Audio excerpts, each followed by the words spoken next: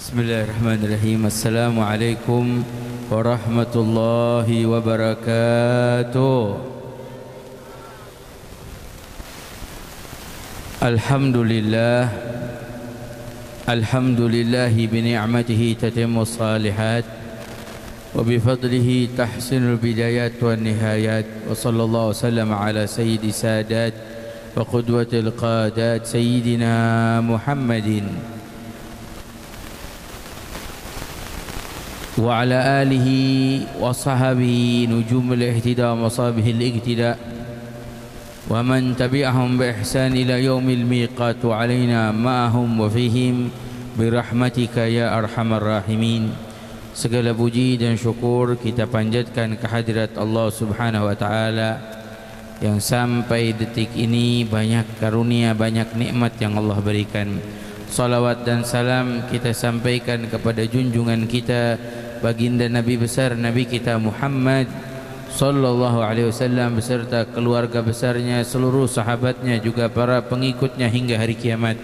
Semoga kita semua tergolong menjadi pengikut Nabi Muhammad sallallahu alaihi wasallam yang kelak nanti di hari kiamat kita semua bisa berkumpul di belakang barisan Nabi Muhammad, bersama barisan Nabi Muhammad. Kita semua bisa mendapatkan pertolongan, pembelaan dan syafaat dari Nabi Muhammad.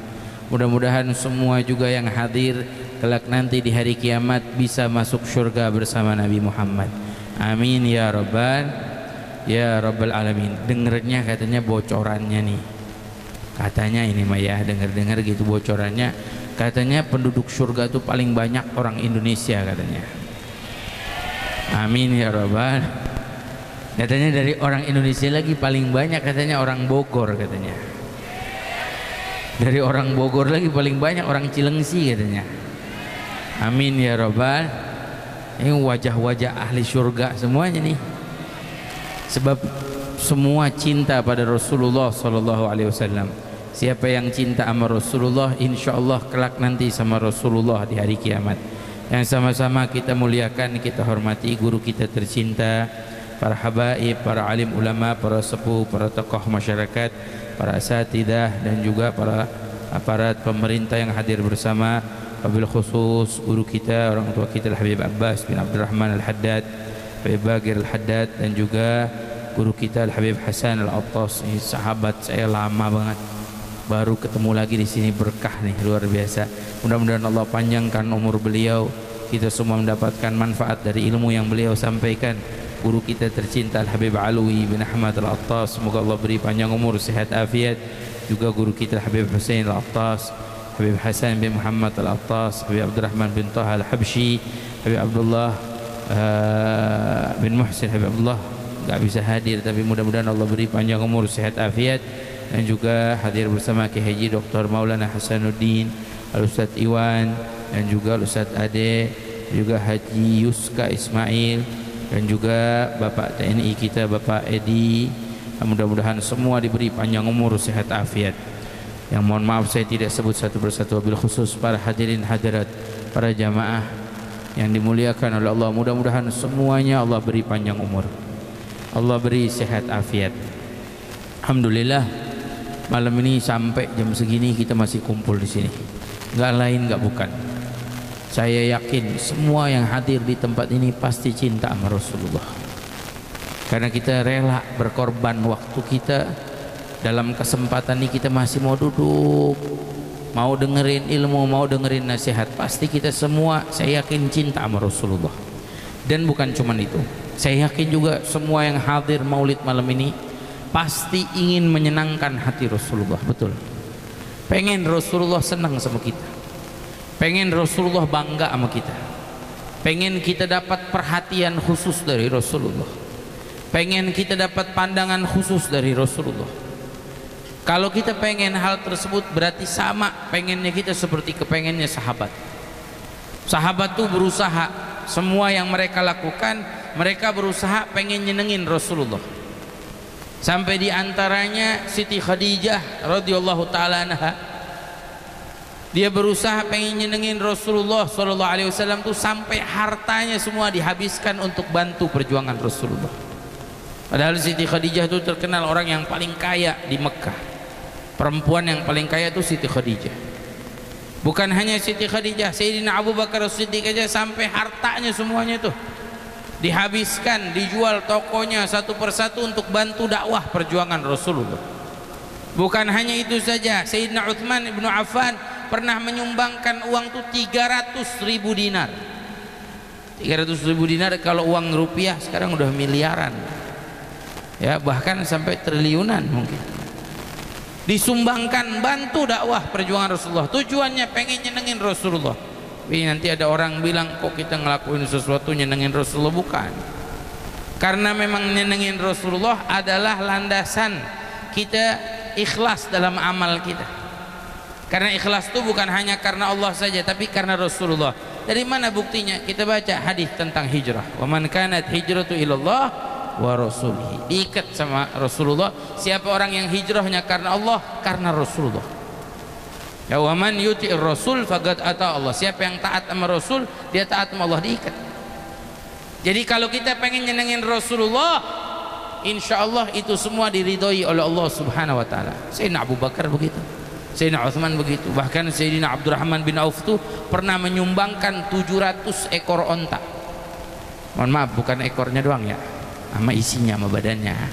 Terkata orang Cilengsi, Habib ekor doang, bukan, sama badannya, bukan sama badannya doang lagi. Bahkan orang dulu tuh kalau taruh onta tuh di atasnya suka ditaruh barang dagangan. Itu Sayyidina Abdurrahman bin Auf nyumbang 700 onta sama barang dagangan buat bantu perjuangan Rasulullah. Kan kalau kata orang Cilengsi, nggak boleh Bib ngomong ekor onta berarti ekornya doang. Kata orang Cilengsi begini, Bib, azan nggak boleh kenceng-kenceng. Saya bilang azan nggak boleh kenceng-kenceng. Di mana-mana azan mesti kenceng, betul. Sayyidina Bilal tuh naik ke atas menara supaya azan kenceng. Bukan begitu Bib. Masa azan kenceng nggak boleh Bib. Azan Allahu Akbar ya juga saya bilang. Betul nggak? Jadi bukan 700 ekor onta, ekornya doang. Kata orang Cilengsi begitu.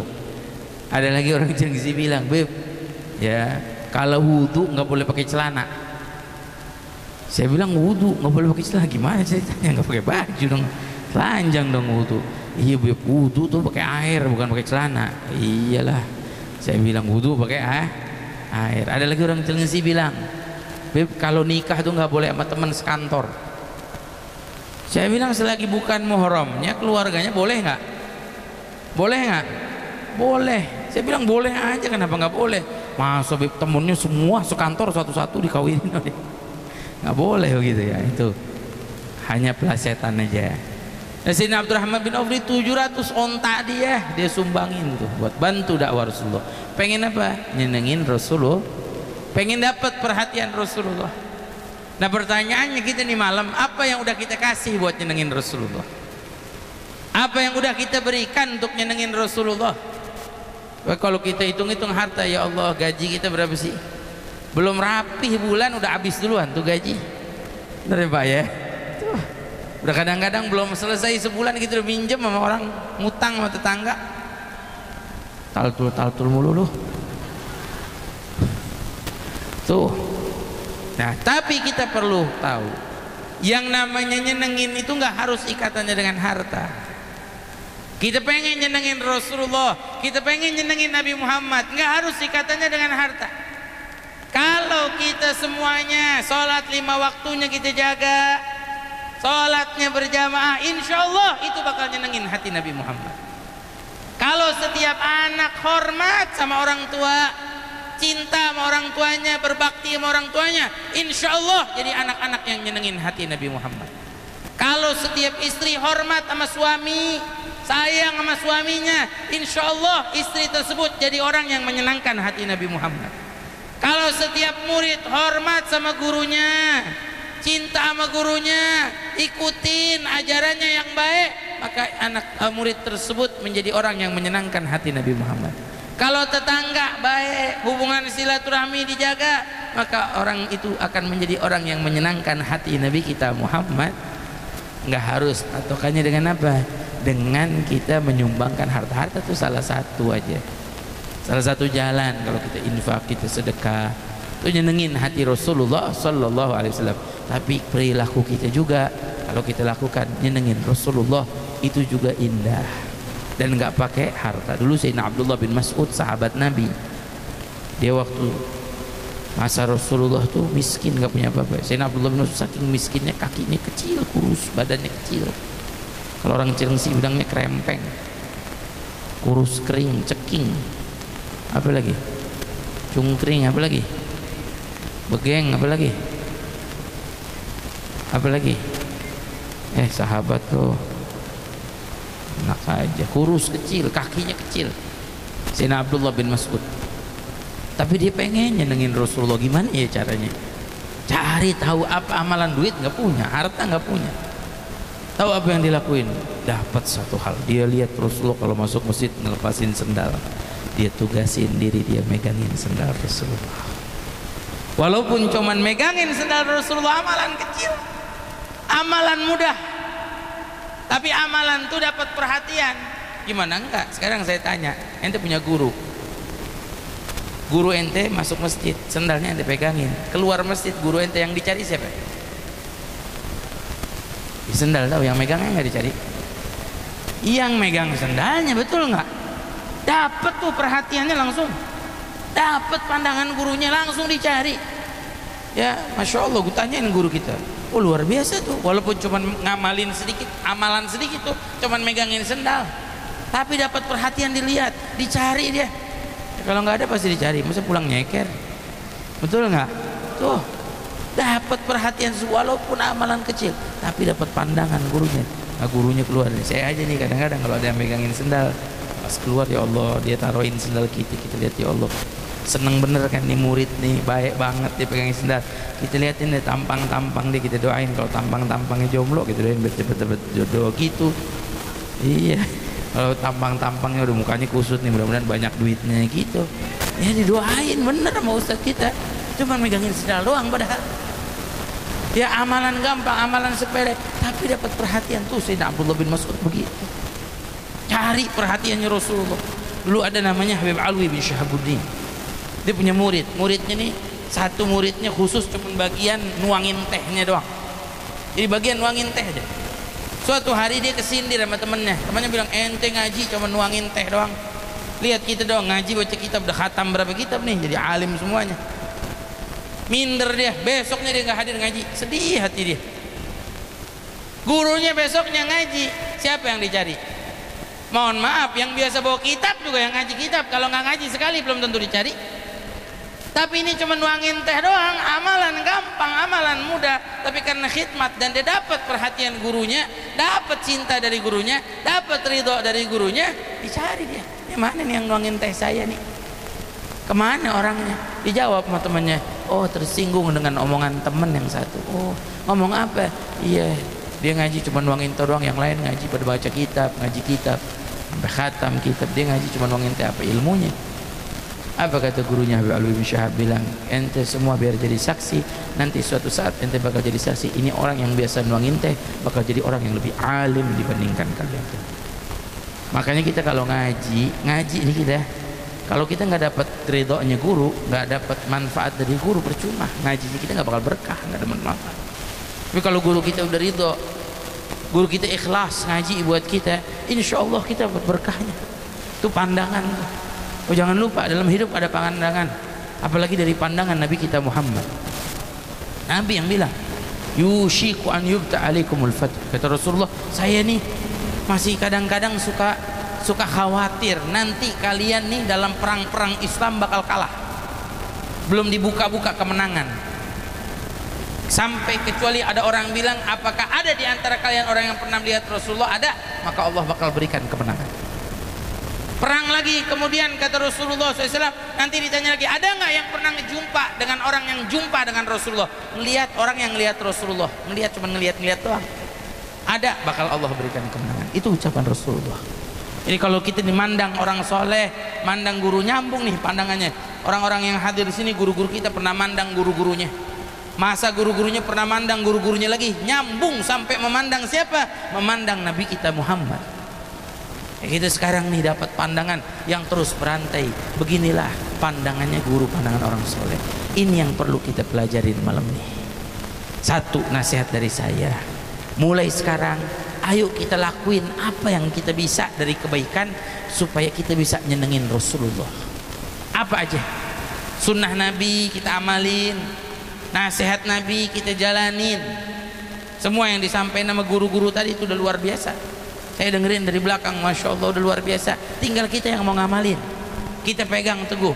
Insya Allah kalau yang tadi kita dengar kita amalin dengan niat kita yang sungguh-sungguh, pulang dari sini kita bisa diangkat derajat kita sama Allah Subhanahu Wa Taala. Tapi kita benar-benar mau ngamalin. Kadang-kadang kalau ngaji cuma denger ya jiping ya, ngaji kuping doang.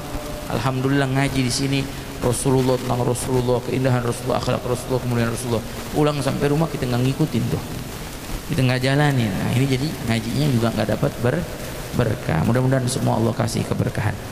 Amin ya Rabbal. Terakhir saya mau sampaikan, pengen nggak ketemu Rasulullah? Mimpi Rasulullah nggak mustahil. Rasulullah yang bilang, man ra'ani fil manam faqad ra'ani haqqan. Siapa orang mimpi lihatku dalam tidurnya, dia telah benar-benar melihatku. Nah syaitan la yatamathalu bi. Syaitan tuh nggak mampu nyerupain Rasulullah. Nah, saya mau tanya nih, pengen nggak mimpi Rasulullah yang hadir di sini? Yang di belakang tuh pengen nggak mimpi Rasulullah? Yang di belakang, orang nanya yang belakang. Yang belakang sana bu, lah kenapa jadi ibu-ibu yang jawab? Saya nunjuk sono tuh jauh. Oh yang di belakang noh, yang berbaris kayak nonton bola. Pengen nggak mimpi Rasulullah? Tuh, semua pengen mimpi Rasulullah. Ya insya Allah mudah-mudahan yang hadir di sini bisa mimpi Rasulullah. Mau nggak saya kasih resepnya? Tiga resep. Apa? Yang pertama, bantu dakwah Rasulullah. Bantu dakwah Rasulullah, sampaikan kebaikan. Dakwah ini bukan tugas ustadz aja. Iya, ustadz berdakwah dengan ilmu yang mereka sampaikan, dengan akhlak mereka tunjukkan. Tapi dakwah Rasulullah tugas buat semua umatnya Rasulullah. Berapa banyak orang yang sampai sekarang belum kenal tentang Rasulullah. Kalau bukan kita yang kenalin, siapa lagi? Kita mesti tunjukkan akhlak Rasulullah, kita amalin. Ayo mulai sekarang. Orang yang bantu dakwah Rasulullah, orang yang memperjuangkan ajaran Rasulullah, insya Allah dijumpakan dengan Rasulullah. Karena Rasulullah paling senang sama umatnya yang mau bantu perjuangan Rasulullah. Kita nih punya guru aja, guru kita bantuin, kita tolongin, kita berusaha, guru kita senang, apalagi Nabi Muhammad.